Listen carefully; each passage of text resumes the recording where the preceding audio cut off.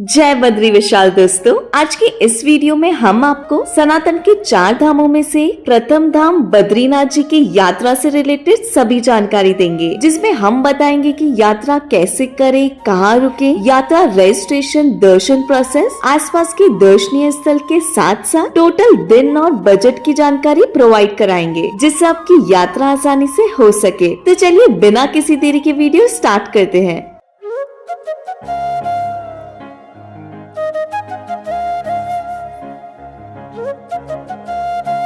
बद्रीनाथ उत्तराखंड के चमोली डिस्ट्रिक्ट में हिमाचल की घाटी में नर और नारायण पहाड़ी के बीच में बसा प्राचीन मंदिर है, जो कि सनातन धर्म के 4 धामों में से एक है। हर साल दूर दूर से भक्त यहाँ दर्शन के लिए आते हैं। अगर आप भी इस साल दर्शन के लिए जा रहे हैं तो आगे की इन्फॉर्मेशन आपके लिए है।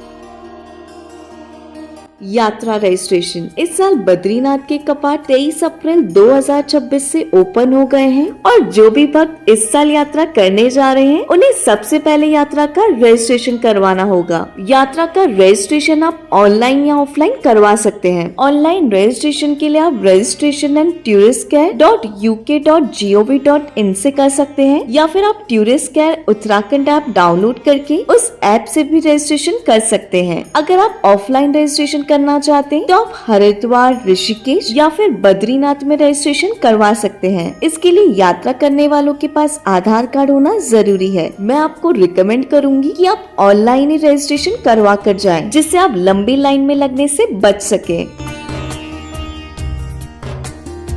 कैसे पहुँचे? रजिस्ट्रेशन के बाद अब बात करते हैं बद्रीनाथ धाम तक कैसे पहुँचा जा सकता है। सबसे पहले आप जहाँ रहते हैं वहाँ से ट्रेन से हरिद्वार या ऋषिकेश तक आ जाइए। ऋषिकेश तक हर स्टेट से ट्रेन अवेलेबल नहीं रहती, तो सबसे बेस्ट रहता है आप हरिद्वार तक ट्रेन से आ जाएं। अगर आप फ्लाइट से आना चाहते हैं तो आप देहरादून आ सकते हैं और देहरादून से बद्रीनाथ जा सकते हैं। बट हमारी यह वीडियो बजट फ्रेंडली है, तो हम ट्रेन से हरिद्वार तक आएंगे। हरिद्वार और ऋषिकेश से बद्रीनाथ के लिए डायरेक्ट बस चलती है, जो 10 से 12 घंटे में हरिद्वार से बद्रीनाथ तक पहुंचा देते हैं। लेकिन बसेस सुबह 3 बजे से सुबह 6 बजे के बीच ही चलती है और बस का फेयर 700 से 800 रुपए तक रहता है। इसके अलावा अगर आप बस से नहीं ट्रैवल कर सकते तो आप शेयरिंग टैक्सी या प्राइवेट टैक्सी से जा सकते हैं। शेयरिंग टैक्सी का चार्ज 1200 से 1400 रुपए पर पर्सन रहता है और प्राइवेट टैक्सी 14,000 से 16,000 तक चार्ज करती है। मैं आपको बता दूं कि अगर आप बस टाइमिंग के बाद हरिद्वार पहुंच रहे हैं तो आपको उस दिन हरिद्वार में स्टे करना पड़ेगा।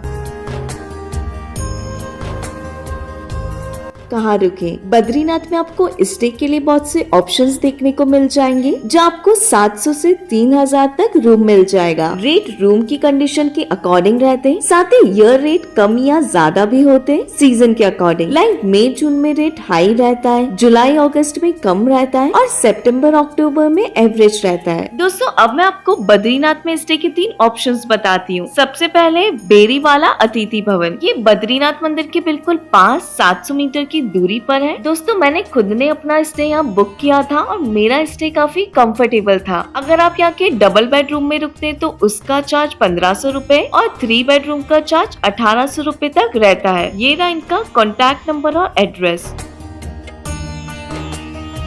बद्रीनाथ में आपका सेकंड स्टे ऑप्शन है स्मृति भवन होम स्टे। ये बद्रीनाथ मंदिर से बिल्कुल पास 350 मीटर की दूरी पर है और यहाँ पर आपको डबल बेडरूम 1200 रुपए में और 3 बेडरूम 1800 रुपए में मिल जाएगा। ये रहा इनका एड्रेस।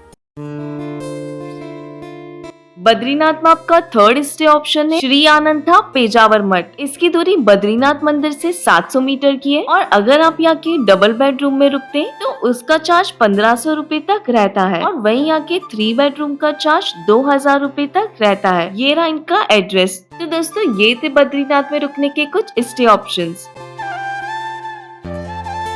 दर्शन प्रोसेस। चलिए अब बात करते हैं बद्रीनाथ धाम में दर्शन के तरीके की। बद्रीनाथ धाम में दर्शन से पहले आपको दर्शन स्लिप लेनी पड़ेगी, जो कि आप अपना यात्रा रजिस्ट्रेशन दिखाकर काउंटर से ले सकते हैं। दर्शन स्लिप मिलने के बाद आप दर्शन के लिए जा सकते हैं। अगर आपको दर्शन के लिए लंबी लाइन में नहीं लगना है तो आप अर्ली मॉर्निंग दर्शन के लिए जाएं, क्योंकि अर्ली मॉर्निंग भक्तों की भीड़ कम रहती है, जिससे आपको दर्शन आसानी से और कम समय में हो जाएंगे। बद्रीनाथ धाम धाम अलकनंदा नदी के किनारे बना हुआ है और इसी नदी के पास ही आपको तप्त कुंड देखने को मिलेगा, जिसका जल काफी गर्म रहता है। जो भी भक्त बद्रीनाथ जी के दर्शन के लिए जाते हैं वो सबसे पहले इस कुंड में स्नान करते हैं। माना जाता है कि इस कुंड में स्नान करने वाले मनुष्यों के समस्त पापों का नाश हो जाता है।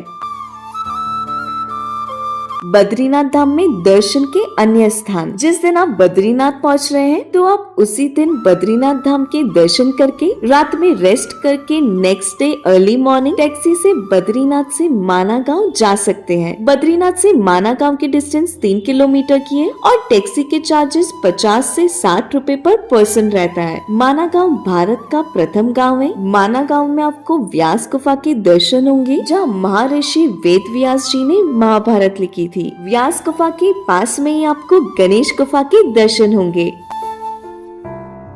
माना गांव में आपको भीम पुल के दर्शन होंगे। माना जाता है कि पांडवों की स्वर्ग यात्रा के टाइम पर भीम ने एक बड़े चट्टान से सरस्वती नदी के ऊपर इस पुल को बनाया था। इसके अलावा अगर आप ट्रैकिंग लवर हैं तो आप माना गांव से 5 से 6 किलोमीटर का ट्रैक करके आप जा सकते हैं वसुधारा दर्शन के लिए। माना जाता है कि वसुधारा का पवित्र जल सिर्फ निष्पाप मनुष्य के ऊपर ही गिरता है।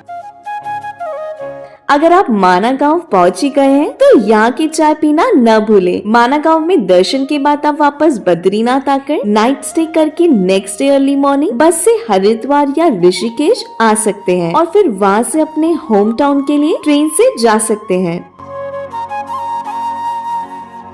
खाने पीने की व्यवस्था। बद्रीनाथ में आपको खाने पीने के लिए बहुत से रेस्टोरेंट मिल जाएंगे, जहाँ आपको 150 रुपए में थाली मिल जाएगी। इसके अलावा यहाँ भंडारे और लंगर भी चलते हैं, जहाँ आपको एक बार जरूर प्रसाद ग्रहण करना चाहिए।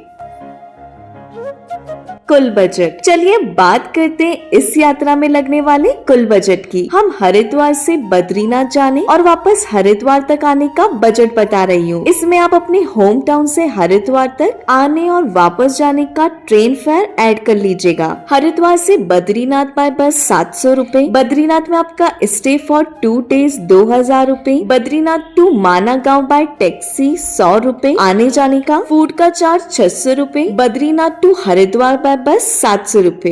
तो आपका टोटल खर्चा हुआ 4100 रुपीज पर पर्सन। इस तरह दोस्तों 4500 रुपीज प्लस ट्रेन फेयर में बद्रीनाथ यात्रा कर सकते हैं। लेकिन अगर आपको एक दिन हरिद्वार में स्टे करना पड़ता है तो आपको 2000 रुपए और ऐड करना होगा।